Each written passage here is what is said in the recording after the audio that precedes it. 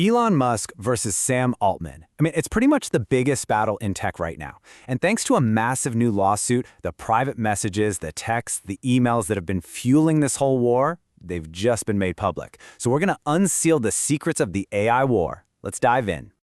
And when I say documents, I don't just mean boring legal paperwork. No. We're talking about a genuine treasure trove of hundreds of pages of raw, unfiltered history. This is the story of OpenAI told through private emails, text messages, and even personal diary entries from some of the most powerful people in Silicon Valley. For the very first time, we get to pull back the curtain and see what was really going on behind the scenes. Away from all the polished press releases and the carefully scripted interviews. This is the real story of how the AI war actually began, and we get to hear it in their own words. Okay, so first up, the lawsuit itself. It all kicks off with Elon Musk suing OpenAI. And at the very heart of it, his accusation is simple: a profound betrayal of the company's entire founding mission. And honestly, this quote from Musk just perfectly nails his whole argument. See, he was one of the original funders of OpenAI, back when it was a nonprofit, right? An AI research lab that was supposed to be open to the world. He's basically saying that by partnering with Microsoft and turning into this for-profit monster, they completely betrayed that vision. They became the lumber company. But here's the thing, this lawsuit, it's really just the latest battle in a long feud. These new documents show us that the tension between Musk and the rest of the team, it started almost from day one. And we know this thanks to a personal diary entry from co-founder Greg Brockman.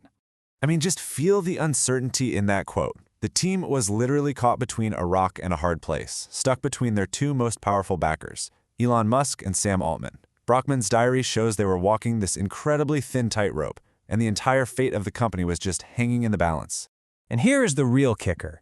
In that same diary entry, while he's weighing the pros and cons of having Musk in charge, Brockman asks himself this question, the phrase, glorious leader. That is so telling, isn't it? It just gives you this perfect glimpse into how they viewed Musk's leadership style even way back then, and the deep reservations they already had. So these early fights, these early decisions, they had monumental consequences. The unsealed documents show how Musk's own strategic thinking, and even his personal grudges, directly ended up shaping the future of OpenAI and, frankly, the entire AI industry. Just look at this email. It's to NVIDIA's CEO all the way back in 2016. That's years before this whole generative AI thing exploded.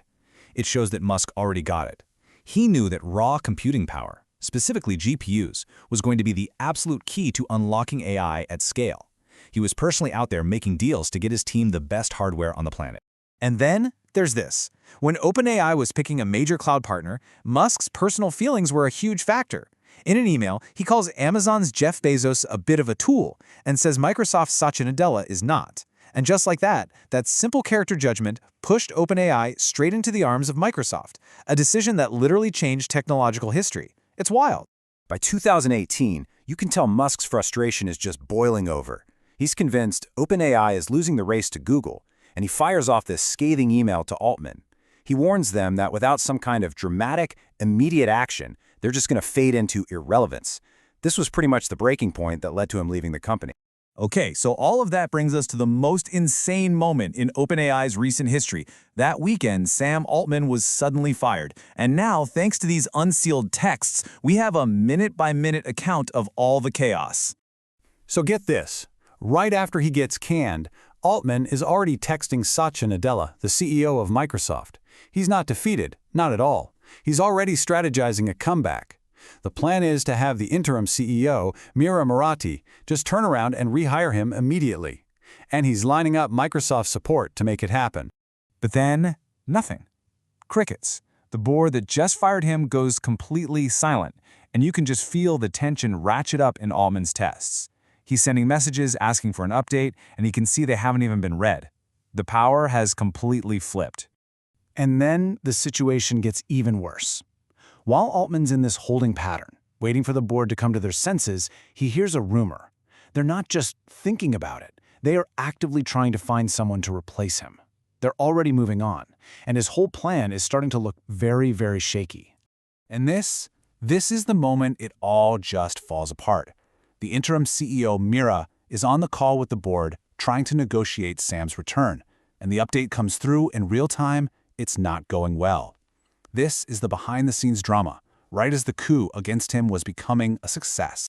But the story doesn't quite end there, because beyond all the corporate warfare and the big power plays, these documents reveal a conflict that is surprisingly raw and deeply personal.